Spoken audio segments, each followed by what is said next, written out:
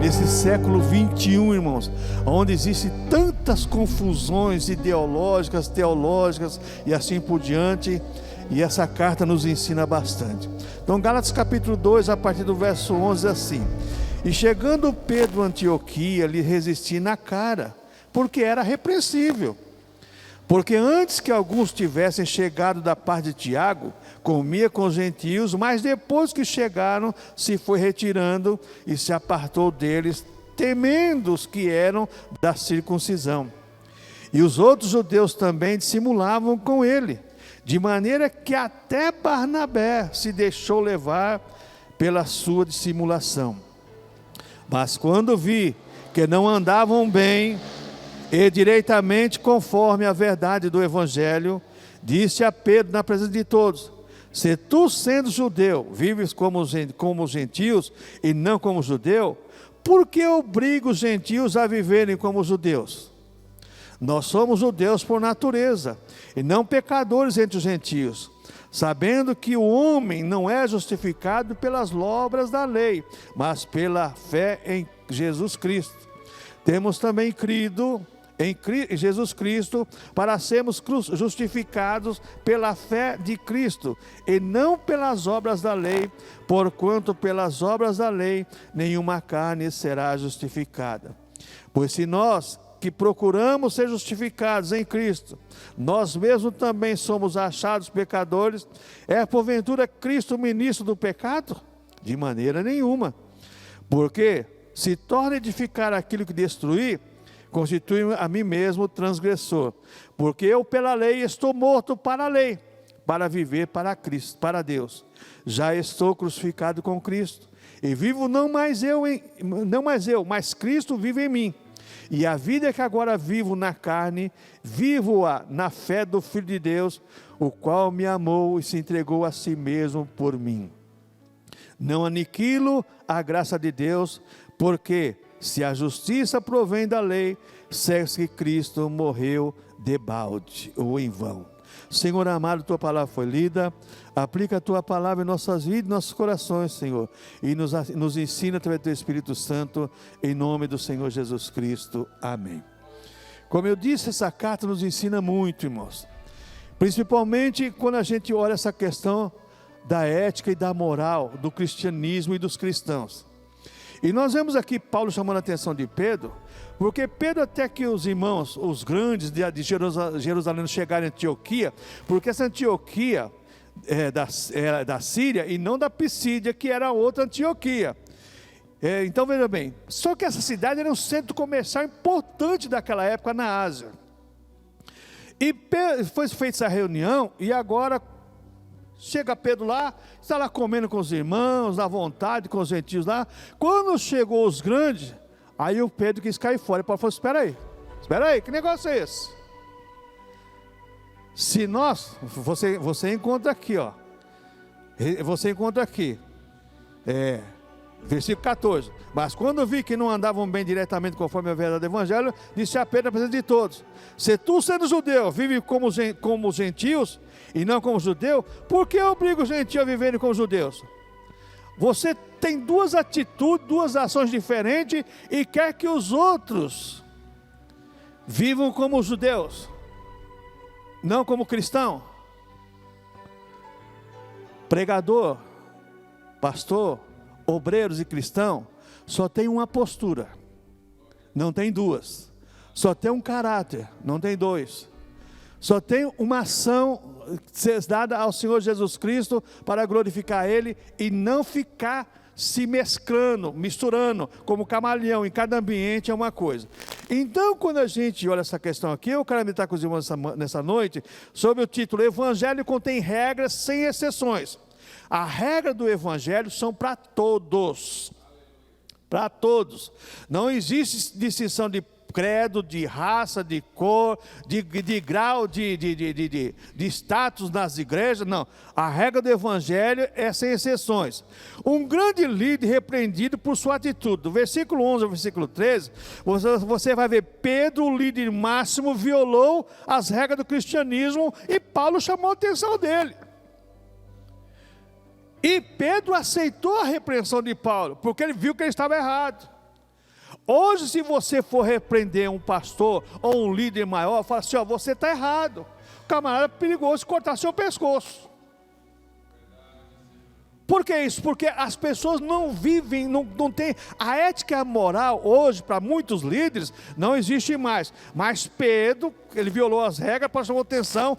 Pedro havia esquecido sua experiência, lá em Atos 10, 15. Quando você encontra lá, Atos capítulo 10, quando Pedro teve aquela experiência na casa de Cornélio, que Deus mostrou para ele aquela visão do céu, aquele lençol cheio de coisas que ele considerava imunda, e Deus falou, Pedro, não considere imundo o que eu não chamei. O que eu digo que é santo, não é imundo. Então as pessoas mudam de atitudes com medo de perder o que é a popularidade. Pedro mudou de atitude quando chegou os grandes lá, com medo de perder a popularidade. Ele era o bambambam, tinha recebido de Cristo a chave da igreja para pregar a primeira mensagem em Atos dos Apóstolos, no dia de Pentecostes, tinha salvado 3.000 almas, depois 5.000 almas, agora eu vou perder a minha popularidade. O que acontece hoje com os cristãos, irmãos? Para não perder a popularidade ou a primazia do ambiente, ele não é cristão não, ele é qualquer coisa menos cristão. Mas irmãos, nós não podemos ser, nós temos uma postura. Então o evangelho existe regra, e a nossa regra de fé e prática não pode ser mudada conforme o ambiente. É por isso que eu não aceito muitas vezes o cristão que tem cargo numa igreja e dirige uma igreja, se envolver na política. Porque são dois senhores diferentes. Um é César e o outro é Jesus. E Jesus falou, dá a César o que é de César e a Deus o que é de Deus. Como? Eu não posso servir a dois senhores. Só que as pessoas não prestam atenção nisso. As pessoas, com medo de perder a popularidade, as pessoas mudam de posição, mudam de situação, mudam de tudo. Então não devemos mudar nossa crença e atitudes por causa do ambiente e outras pessoas. Não podemos mudar a nossa crença e atitudes por causa do ambiente ou de outras pessoas. Irmãos, isso aqui é muito sério, irmãos. Quando a gente começa a olhar hoje a ética e a moral do cristianismo, o ambiente é que faz as pessoas. Se está no ambiente, irmãos, fala para mim uma coisa, não é criticando, mas presta atenção. Para que barzinho gospel? Para que boate gospel? Se você tem vontade de estar num ambiente desse, é porque não é liberto. A pessoa que é liberta não tem vontade num ambiente desse. Eu penso assim, a Bíblia nos dá direito de pensar assim. Então existem essas coisas, por quê? Porque as pessoas gostam daquele ambiente e elas se sentem bem naquele ambiente. Então os demais judeus cristãos dissimulavam. No versículo 13 aqui diz exatamente isso. E os outros judeus também dissimulavam com ele, de maneira que até Barnabé se deixou levar pela dissimulação. Quando a gente tem essa questão da dissimulação, irmãos, você vai ver que dissimulação das pessoas fingidas que enganam os outros a si próprios. Essa palavra de dissimulação aqui no original quer dizer pessoas que enganam os outros pela sua conduta. Parece que é crente, mas não é crente. Sabe aquela pessoa que você olha assim e fala assim, é servo de Deus, é serva de Deus, mas não é. É conforme o ambiente. Quando chega na hora da prova dos 9, que tinha na minha época, eu estudava gramática, né? A prova dos 9, hora você vai tirar os 9 fora, a pessoa está fora mesmo. Por que isso, irmãos? Porque muda de atitude, muda de ação, muda de qualquer coisa que ofereçam a ela, ou para ela não perder a popularidade, não perder o status, ela deixa de ser cristão, seguidora de Cristo. Principalmente nós pentecostais. Você é daquela igreja que faz barulho? Sou. Nossa, cansei de ouvir isso. Você é daquela igreja que faz barulho? Sou daquela igreja. E eu faço barulho também. E você? Não, eu gosto do barulho. Nós venhamos tomar cuidado com a nossa atitude para não perdermos a questão da ética e da moral do cristianismo. Outra coisa que nós aprendemos aqui, verso 14 agora, verso 14, mas quando vi que não andavam diretamente conforme a verdade do Evangelho, disse a Pedro, presença de todos, se tu sendo judeu, vive como os gentios e não como judeu. Por que obriga os gentios a viver com os judeus? Como devem andar os cristãos para não serem repreendidos? Pedro foi repreendido porque tomou atitudes diferentes por pessoas influentes na igreja da igreja primitiva. Então, como devem andar os cristãos para não ser repreendidos? Andar com cautela e proceder corretamente. Andar com cautela. Mas pastor, domingo à noite, Santa Ceia, exatamente a Santa Ceia que é um culto de introspecção. Será que nós estamos andando com cautela? Aonde nós pisamos, irmãos, nós temos deixado a marca de Cristo? Ou a marca de um impostor? Ou a marca de um trambiqueiro? Isso é sério, irmãos. Isso é seríssimo. Nós temos que pensar exatamente isso. Andar com cautela e proceder corretamente. Temos que andar segundo a verdade do Evangelho. Não é conforme o sistema do mundo. No mundo, irmãos, o sistema é o seguinte: é levar vantagem. Se eu puder levar vantagem contra o irmão, vou levar vantagem. Já contei aqui do irmão da Brasília, comprei de um presbítero, e a Brasília era toda podre. O cara fez uma gambiarra lá, colocou nas caixas de ar caibro lá e passou uma massa de qualquer coisa lá e pintou em cima. E depois que eu falar com ele, não, funileiro que era diácono, falou, não, foi o presbítero, foi ele que mandou fazer, eu fiz.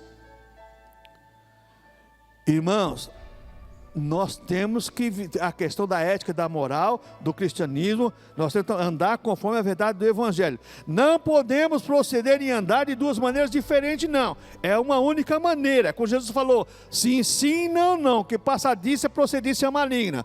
Os cristãos têm que ser modelo de vida e comportamento para todos. Os cristãos têm que ser modelo de vida, veja bem, modelo de vida e comportamento para todos. Todos têm que ver em nós a figura de Cristo. Você é diferente, rapaz. Ontem eu vi uma reportagem, os irmãos devem ter visto também, daquele ex-presidiário que achou uma bolsa com 50 mil reais e devolveu. O camarada está necessitado, passando necessidade, fazendo o bico, né? Mas achou a bolsa, vou devolver, não é minha. Quando ele encontrou o dono da bolsa com 50 mil reais, o camarada ficou, quase beijou os pés dele. Irmãos, se você vai num bar, na padaria, ou no mercado comprar alguma coisa, você dá uma nota de 50 reais, e o coitado do caixa que já ganha uma mixaria, te dá um troco a mais para você, devolva, irmãos. Devolva. Devolva porque não é seu e não vai fazer bem para você. Vai fazer falta para a coitadinha, ganha pouco lá. Que no fim do dia, quando ela for acertar o caixa, o que está faltando ela vai ter que pagar do bolso dela. Só que no mundo as pessoas veem assim, comprei e ainda ganhei dinheiro. Olha só. Irmãos, os cristãos não podem ser assim. Os cristãos são diferentes. Já aconteceu comigo, no mercado, eu fui comprar lá, a moça devolveu de 20 reais para tirar, acho que 11 e pouco reais, ela devolveu 10 e eu falei, espera aí, para aí, está tudo errado aqui. Como está errado? Eu falei, tá errado. Vê direito aí que você está me dando aqui, ó. Não deu 11,70, 11,80, coisa assim, você já me deu 10, está me dando mais 2 reais. Ah, é mesmo. Eu falei, então, você está errando para você mesmo. Irmãos, nós temos que fazer a diferença nesse mundo. A igreja é colocada como sal da terra e como luz do mundo. São palavras do Senhor Jesus Cristo, irmãos.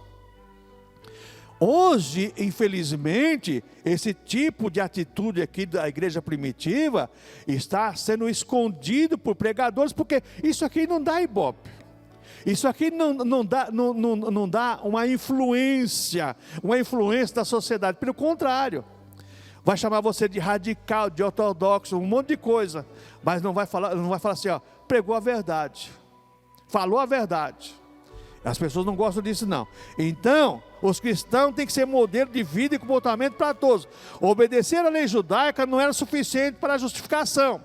Pode dizer assim, ó, obedecer à lei não é o suficiente para ser justificado. É o comportamento através do cristianismo, da obra de Cristo em nossas vidas, que vai fazer a diferença para a nossa justificação. O justificado vive de modo diferente. Então, quando você vê agora o versículo 16, você vai ver que agora, sabendo que o homem não é justificado pelas obras da lei, mas sim pela fé em Cristo, em Jesus Cristo. Então nós somos justificados pela fé nas obras de Cristo, e não nas nossas obras. As obras que nós fazemos não é para ser salvos, mas porque somos salvos. E os judeus lá da Galácia e que vieram de Jerusalém, queria que os cristãos mudassem a atitude, mudassem o comportamento, para colocar obras no cristianismo, colocar tantas coisas do judaísmo, do cristianismo. Paulo falou assim, não, negativo. E ele dizia, até o próprio Barnabé, Paulo ficou impressionado, porque Barnabé era um homem esclarecido, que quando Paulo foi chamado para o ministério, o Espírito Santo, quem separou? Separai-me a mim, a Barnabé e a Paulo. Barnabé foi líder de Paulo na primeira viagem missionária, lá em Atos capítulo 13. E Paulo fala assim, até o próprio Barnabé entrou no rolo também. O que eu aprendo com isso, irmãos?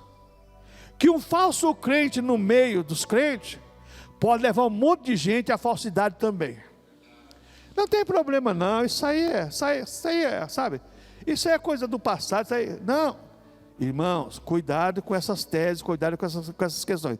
Somente as obras de Cristo em nós transformam e modelam o ser humano. Não é a obra da lei, não é o judaísmo, não é tanto isso que existe, mas é exatamente a obra de Cristo em nós que transforma e modela o ser humano. Os cristãos com dupla face negam a eficácia da justificação em Cristo Jesus. Verso 17. Pois se nós que procuramos ser justificados em Cristo, nós mesmos também somos achados pecadores, é porventura Cristo ministro do pecado? De maneira nenhuma. Os cristãos com dupla face negam a eficácia da justificação de Cristo. Cristo é o chefe do pecado? Não. Cristo veio salvar o pecador, pagou os pecados nossos na cruz do Calvário. E agora eu tenho que tomar cuidado para o pecado não afetar a obra de Cristo na minha vida. O pecado faz com que a obra de Cristo se torne muitas vezes anulada em minha vida pelo pecado que eu cometo. E nós temos que tomar muito cuidado com isso, para não deixarmos que o pecado domine sobre nós, como Paulo fala em Romanos capítulo 6. O pecado não terá domínio sobre vós, que não anda segundo a carne, mas segundo o Espírito. Aleluia. Só que, mais uma vez eu friso, as pessoas gostam de retornar a velhas práticas. E os cristãos da Galácia estavam tentando voltar a algumas práticas antigas. Então nós temos que tomar muito cuidado com isso. Versículo 18 agora, o que eu aprendo aqui? Porque se torna edificar aquele que destruir, constitui a mim mesmo o transgressor. O que eu aprendo aqui? A reedificação refere-se à ideia de procurar a justificação pelas obras. Se eu vou tentar fazer com que as obras que eu praticava me salvam, então eu estou perdido. A mim mesmo transgressor, aquele que se desvia do caminho reto. Desviou do caminho reto, está perdido. Não tem comunhão com Cristo, não tem comunhão com a igreja. O que Jesus falou sobre isso, irmãos? Se o irmão pecar contra ti, você perdoa ele. Mas se você vê ele pecar, você chama uma testemunha. Primeiro você vai conversar com ele em particular. Se ele não obedecer a conversa, leva uma testemunha, conversa com ele. Se não, declara a igreja e considera como gentil. Por quê? Para anular a ação do pecado no meio do povo de Deus. Santa Ceia é um culto onde nós fazemos introspecção, para nós relembrarmos a obra de Cristo, o que Ele fez no passado, o que faz no presente de nossas vidas, através do Espírito Santo, no nosso dia a dia, nos ajuda, nos auxilia a caminhar na presença de Deus, nos dá força e graça, e o que Ele vai fazer para nós no futuro, que já está feito, e está aguardando a ordem de Deus para vir buscar a sua igreja. Então Santa Ceia é um culto de introspecção, se a minha vida cristã está nos padrões do Evangelho de Cristo, não é nos padrões da igreja, É nos padrões do Evangelho de Cristo, porque a igreja é você. O que faz o padrão de Cristo na tua vida, que você é a igreja, é você mesmo. Se alguém olha para você e vê a igreja de Cristo, você está nos padrões do Evangelho. Agora, se alguém olha para você e não vê o padrão de Cristo, então a igreja, ela está faltando uma pinturinha, né? Algum retoque, alguma coisa, né? Então, é isso que nós aprendemos aqui. Que mais eu aprendo aqui agora no versículo 19? Porque eu, pela lei, estou morto para a lei, para viver para Deus. O que eu aprendo aqui, irmãos? Morrer para a lei é deixar de viver para o mundo que controlava a sua vida. Ele vivia no mundo que a lei controlava a vida dele. Então ele morreu para a lei. Deixou de viver para o mundo que controlava ele. Olha o que Paulo fala aos Efésios: estando vós mortos em vossos delitos e pecados. O pecado controla o ser humano. Irmãos, não tem essa. Por exemplo, a pessoa que gosta de beber. Eu bebo socialmente. Só que socialmente é todo dia e não tem horário. Aí eu fumo, sabe? Também não tem dia, não tem horário. Não existe esse negócio. Aí eu faço isso esporadicamente. Irmãos, o que nós aprendemos aqui é o seguinte: deixar de viver para o mundo que nos controlava. O pecado não pode controlar o cristão. O cristão tem que ter domínio sobre as suas ações, irmãos.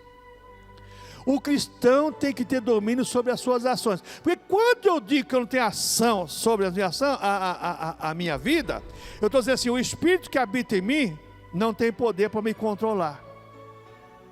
E se eu sou templo do Espírito Santo que habita em mim e que dirige a minha vida, ele fala para mim o que é certo e o que é errado. Ele fala para mim o que é certo e o que é errado, e para você também. Quando eu digo que eu não tenho condições de sustentar alguma coisa e de me preservar contra alguma coisa, então, o Espírito Santo não tem poder para me ajudar. E eu estou mentindo, estou enganado, porque o Espírito Santo é poderoso, e a Bíblia fala que Deus é poderoso para fazer muitamente mais além do que pedimos e do que pensamos. E quem nos fortalece, nos justifica e faz tudo em favor de nós é o Espírito Santo que habita em nós. Então, deixar de viver para o mundo que controlava Paulo. Ele deixou de viver para o controle da lei judaica e agora passou a viver controlado pelo Espírito de Cristo, pelo Espírito Santo. Quando nós olhamos essa questão, irmãos, o que éramos e o que somos, lá, você viu já aquele programa lá, antes e depois? Muitas vezes pega uma casa, né, toda caindo, né? Aí vai lá, os caras reformam tudo, vai aquela coisa mais linda, né? Mesma coisa era nós, irmãos. Jesus falou sobre isso. O espírito imundo, quando sai de uma casa, se andar por lugares áridos, desertos, aí fala assim: voltarei para a casa que eu habitava. E volta, acha ela varrida e o quê? Adornada, limpinha. Aí ele volta, se ele conseguir entrar, ele entra e traz 7 pior do que ele. E o último estado do homem é pior do que o primeiro. Então nós temos que trabalhar com a prevenção contra o pecado, para não sermos subjugados pelo pecado. Presta atenção nessa frase. Nós temos que trabalhar com a prevenção contra o pecado, para não sermos o quê? Massacrados pelo pecado. Para não sermos escravizados pelo pecado. Se você se prevenir, porque o grande problema do ser humano, irmãos, ninguém gosta de fazer prevenção. Para que eu vou no médico cada 6 meses, uma vez por ano? Eu estou bem de saúde.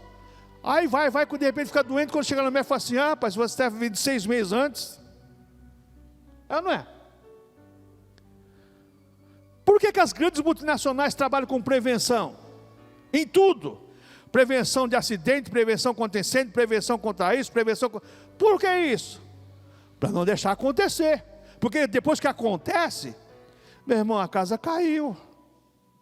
Depois que acontece, a coisa acabou. Então temos que trabalhar na prevenção do pecado contra nós, para não sermos subjugados pelo pecado. Porque depois que o pecado subjuga uma pessoa, irmãos, para ele sair do pecado, é aquela coisa que eu sempre lembro nessa questão do Coronel Ferrarini, nas palestras que ele dava sobre alcoolismo e drogas. Evite a primeira dose. Evite o primeiro trago, porque depois que você der a primeira dose, o primeiro trago, um abraço. Depois que Satanás conseguiu abrir um dedinho da nossa mão que está fechada, ele vai abrir o resto da mão com toda certeza. Então trabalhe com prevenção na sua vida espiritual. Veja onde você precisa melhorar. Precisa. Eu preciso, você precisa, nós precisamos. Vamos colocar aqui no plural. Nós precisamos melhorar cada dia. Todos nós. Todos nós. Cada dia melhorar. Pois não que eu já tenha alcançado, mas prossigo. Vou andando passo a passo, procurando. O que mais eu aprendo aqui nessa carta, no versículo 20 agora? Já estou crucificado com Cristo, e vivo não mais eu, mas Cristo vive em mim. E a vida que vivo agora, vivo na carne, vivo na fé do Filho de Deus, o qual me amou e se entregou por mim mesmo. Se entregou a si mesmo por mim. O que eu aprendo aqui, irmãos? Estou crucificado com Cristo. Qual é o papel desempenhado pela cruz em nossa experiência cotidiana? Quer dizer, qual é o papel desempenhado pela cruz na sua vida do dia a dia? Lembra que Jesus falou sobre isso? Aquele que vier após mim, que quiser vir após mim, tome a sua cruz de cada dia, vem e segue-me. A cruz de Cristo não é pesada, mas a cruz de Cristo exige de nós o quê? Renúncia. Eu tenho que renunciar todo dia a alguma coisa, irmãos. É isso que os cristãos hoje não querem. Por que as pessoas não gostam de ouvir a palavra de Deus? Porque a palavra de Deus mostra para mim quem eu sou e aquilo que eu preciso renunciar. E quando toca nessa área da renúncia, ninguém gosta. Ninguém gosta. As pessoas, para que eu tenho que renunciar a isso? Porque Cristo quer, porque Cristo ordena, porque o Evangelho pede para nós. Então, estou crucificado com Cristo. Qual é o papel desempenhado pela cruz de Cristo, nossa experiência cotidiana, no dia a dia? O que a cruz de Cristo faz por mim e requer de mim, cristão? Pastor, isso aí, isso é coisa antiquada. É verdade, o Evangelho já tem 2000 anos. Fazer o quê? O que eu vou fazer? É antigo mesmo, né? É bem antigo. Tem mais de 2000 anos. O que mais eu aprendo nesse versículo 20? Quais os efeitos e objetivos da morte de Cristo desfrutados por nós cristãos? Eu carrego uma cruz, mas quais os efeitos e objetivos da morte de Cristo que eu desfruto no dia a dia?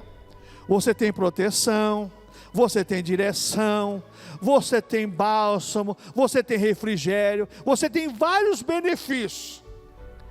Aí entra a questão do mal empregado. Ele chega numa empresa, tem vários, né? Você chega lá no RH, lá, olha, você vai trabalhar aqui, os benefícios são esses, você vai ter transporte, você vai ter cesta básica, você vai ter convênio médico, você vai ter convênio odonto, você vai ter, opa, maravilha. Aí você vai ver agora o que a firma exige de você. Aqui está agora o que você tem que fazer. O procedimento do empregado. Isso. Agora não tá, isso aqui não estava no meu gibi, isso aqui não estava no meu programa, isso aqui. Irmãos, aonde tem benefício, tem exigência. Aonde existe benefício, existe exigência. Nós somos beneficiados por tudo por Deus. Só que Deus exige de cada um de nós pequenas coisas, irmãos. Não é sacrifício você cortar um braço, uma mão, um pé, ou não é nada, mas é renúncia dos seus gostos, dos seus sabores, que muitas vezes vai ao desencontro do Evangelho de Cristo, e do que Cristo quer para nós no nosso dia a dia. O que mais eu aprendo nesse versículo 20, irmãos? A vida que agora vivo na carne, Cristo faz habitação em nós para dominar a totalidade da nossa experiência de salvação. Cristo vive em nós, de que maneira, irmãos? Para dominar a totalidade da nossa experiência de salvação. Cristo quer mostrar para nós que o caminho que Ele nos guia é o caminho de felicidade e alegria. Vamos ter problemas, vamos ter problemas, vamos ter lutas, mas a vitória é certa em nome do Senhor Jesus Cristo, irmãos.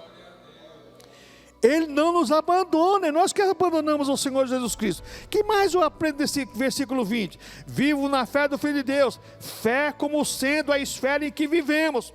Eu vivo na fé da salvação da minha alma, que Cristo está comigo, que eu estou protegido, que eu estou guardado, que nenhum mal vai acontecer comigo se Jesus não permitir. E se Ele permitir, irmãos, Ele vai ser glorificado. Ele vai ser glorificado. O que mais eu aprendo aqui nesse versículo 20? Vivo na fé do Filho de Deus, isso ressalta o valor da própria vida cristã, o qual me amou, o amor sacrificial de Cristo inspira Paulo e a nós cristãos, vivemos para Ele. Uma inspiração que Paulo coloca aqui para nós é o seguinte: você vive para você? Não, você tem que viver para Cristo, porque Cristo vive para você. Nós vivemos para Cristo porque Ele vive por nós. Eis que eu vou para o Pai, mas não vou deixarei, eu voltarei para vós mesmo. E está em nós através do Espírito Santo. Agora o versículo 21. Não aniquila a graça de Deus, porque se a justiça provém da lei, se Cristo morreu debalde. Paulo diz, não aniquila a graça de Deus. Não podemos criar a ideia de que Cristo morreu sem propósito, não. Ele morreu com um propósito definido no plano eterno de Deus. Lá da eternidade, Deus já preparou, já projetou esse plano. E Paulo está dizendo aqui, ó, não aniquila a graça de Deus, porque se a justiça provém da lei, se foi a lei judaica que dava salvação, então você segue para lá. Se é a sua velha maneira de agir e de viver que dava salvação, então volte para a velha vida. É o que Paulo está dizendo. Mas com certeza não é. A velha vida se passaram, tudo se fez novo, nova criatura em Cristo. Deixa Cristo viver em você, para você viver para Cristo. Essa expressão, deixa Cristo viver em você, eu quero dizer o seguinte: se nós deixarmos o Espírito Santo controlar nossas atitudes, ações e gestos, e gosto, e tudo quanto é coisa de nossas vidas, nossa vida vai ser diferente, irmãos. Mesmo com lutas, com dor, com angústia, com tudo, a nossa vida vai ser diferente, vai ser uma vida de alegria. Eu gosto muito do louvor antigo, dizia assim: não pode ser triste o coração que ama Cristo, não pode ser triste o coração que ama Deus. E hoje o que mais existe, quando fala essa questão de vida cristã, da ética e da moral cristã, é a tristeza dos cristãos. Nossa, que coisa chata, que coisa antiga. Não, irmãos, é a questão de agradarmos ao Senhor que nos comprou, pagou a nossa salvação na cruz do Calvário. Que mais aprende esse versículo 21? Se a justiça provém da lei, mais uma vez Paulo apela para a experiência de cada cristão. Experiência de cada cristão. Qual é a sua experiência com Jesus? Que experiência você tem tido com o Senhor Jesus Cristo no seu dia a dia? Qual a experiência que nós temos no nosso dia a dia com o Senhor Jesus Cristo e na obra que Ele fez em nossas vidas? Primeira coisa que Ele fez, limpou a nossa mente das obras mortas para servir Deus vivo pelo poder do sangue, Hebreus 9,14. Segunda coisa, nos chama de irmãos, porque somos filhos de Deus, porque aceitamos a sua obra na cruz do Calvário. Só benefícios nós queremos participar, mas os nossos deveres também temos que executar. O que eu aprendo com isso, irmãos? A entrega de Cristo por mim. O que eu devo fazer com isso e desfrutar disso aí? O Senhor sacrificou todo o seu ser por mim. Seu corpo lá na cruz do Calvário, está aqui simbolizado pelo pão. Seu sangue derramado, simbolizado pelo suco de uva. A sua cabeça carregou a coroa de espinho. Foi martirizado sua cabeça. E hoje nós somos livres. A nossa mente é livre para pensar em Cristo e desfrutar das bênçãos de Cristo. Que mais eu aprendo? Seus olhos choraram por mim. Lá em Lucas 19:41, você encontrar isso. Jesus chorou pelas pessoas. E Ele chora por nós hoje, cristãos, quando não entendemos o plano de salvação que Ele tem para nós e quer viver em nós, irmãos. Jesus não chorou somente por Lázaro, não. Chorou pela incredulidade dos judeus e chora pela igreja hoje. Eu preguei aqui, acho que foi em 2016, o que Jesus viu do alto da cruz. Eu estou pensando em pregar de novo, porque já faz 7 anos. O que Jesus viu do alto da cruz? Uma multidão ignorante, uma multidão sem compromisso, sem uma crença certa, liderada por líderes que não tinham compromisso com nada, a não ser por seus próprios status e vanglórias.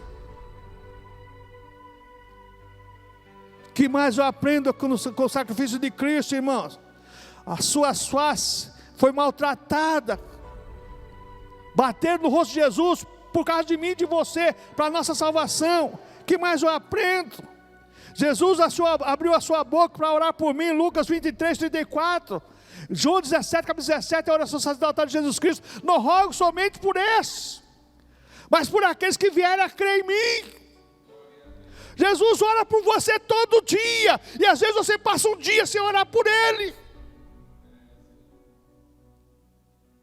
Ô irmãos, que cristianismo é esse, irmãos? A questão da ética, da moral cristã. A carta aos Gálatas nos ensina muito sobre isso. O que mais eu aprendo, irmãos? Os seus ombros sofreu por mim, carregando uma cruz pesada, que era para mim carregar, mas Ele carregou por mim e por você. E nessa noite nós temos a liberdade de sentar à mesa com Ele, porque Ele se entregou naquela cruz pesada que levou para ser crucificado, morreu, restou, está vivo e está aqui conosco para sentar à mesa conosco. Ô irmãos, o cristão, irmãos, é alguém sobrenatural nesse mundo aqui, não é qualquer coisa não. Que mais eu aprendo, irmão? Seu lado foi transpassado, João 19, 34, foi furado com a lança. Quando o soldado furou ele lá, saiu água e sangue. Sacrifício perfeito por nós. Suas mãos, seus pés foram perfurados por pregos. Irmãos, às vezes eu começo a pensar nessa questão do sacrifício de Cristo, quando Ele foi cravado na cruz. Os cravos que pregavam na cruz mediam 7 polegadas. 7 polegadas, se a polegada é 25,4, então vai dar 17,5 centímetros. Cada prego daquele. Pregava, depois quando via que estava bem pregado, pregava e entortava, que não era para rasgar. Olha para a sua mão, vê se você consegue, não é um prego de 17 centímetros não, um preguinho de 1 centímetro. Você vai ficar uma semana, se não der tétano, que você não tomou vacina, é perigoso, né? E Jesus sofreu tudo isso por nós, irmãos. Tudo isso. E sem reclamar, não tem mais essa ainda. Voluntariamente se entregou. E hoje nos convida, vem a ceia. Ah, hoje não, eu estou com dor de barriga. Vem a ceia. Não, hoje tem jogo. Estou preocupado já com o mês de novembro, hein? Novembro e dezembro. Copa do Mundo, né? Tomara que não tenha jogo à tarde, hein? Olha, que eu vou te falar uma coisa, só Deus para ter misericórdia. Irmãos, Jesus nos liberta de tudo isso, irmãos. A primazia em nossa vida é o Senhor Jesus. O que mais eu aprendo, irmãos? O sangue de Jesus Cristo foi aspergido, a propiciação dos meus pecados na cruz do Calvário. Fez tudo isso por mim e quer viver em mim e viver por mim através do seu Espírito Santo. Só que Ele está à porta, ó, e bate. Se alguém abrir a porta do coração, Ele entra. Se alguém não abrir, o problema não é dele. O que Ele tinha que fazer por nós já fez lá na cruz do Calvário. Amém, irmãos?